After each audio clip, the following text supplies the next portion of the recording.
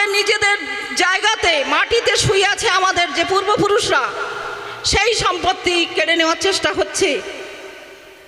আপনারা সবাই এগিয়ে আসুন, জোটবদ্ধ হন। জোট এমন একটা জিনিস, সংঘবদ্ধ এমন একটা জিনিস, কাঁধে কাঁধ মিলিয়ে চলা এমন একটা জিনিস যে আমরা জয়ী হবই।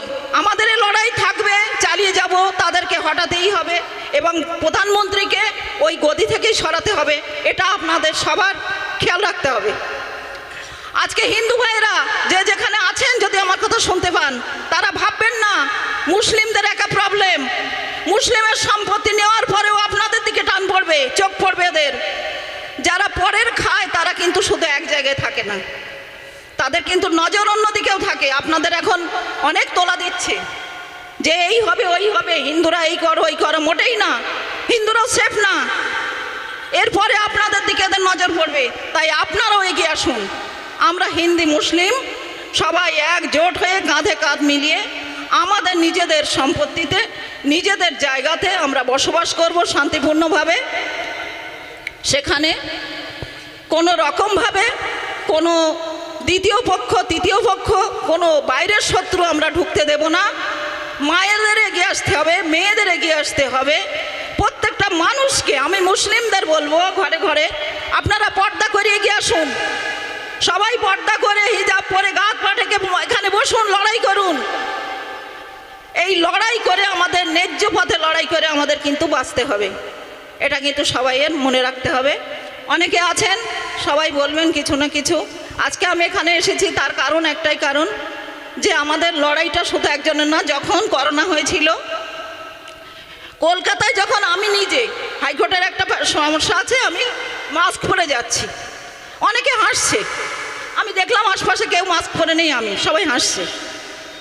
সেই করোনা ভাবলো আরে হচ্ছে তো চীনে, চায়নাতে, আর কলকাতায় কি সমস্যা, আমরা তো ঠিক আছে, লোকে মরে মরুক। আসল কথা না, সেই করোনা কিন্তু এলো, পুরো দেশকে জ্বালিয়ে ছারখার করে দিল, কত মানুষ মারা গেল। এ সমস্যা কিন্তু আজ আমার না, আপনার না, আমাদের সবার, বাংলার।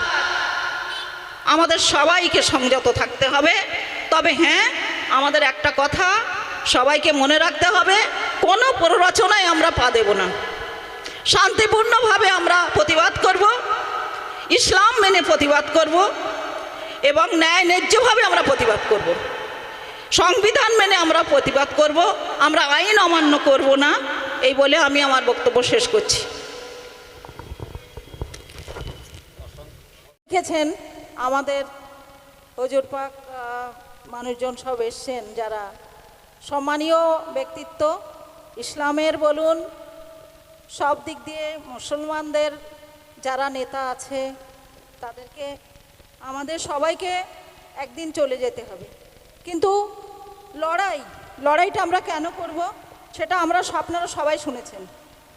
আমাদেরকে কারোর জন্যে আপনারা কিন্তু আসেননি। আজকে আপনারা এসেছেন আপনাদের নিজেদের জন্যে, প্রত্যেক মুসলমানের জন্যে।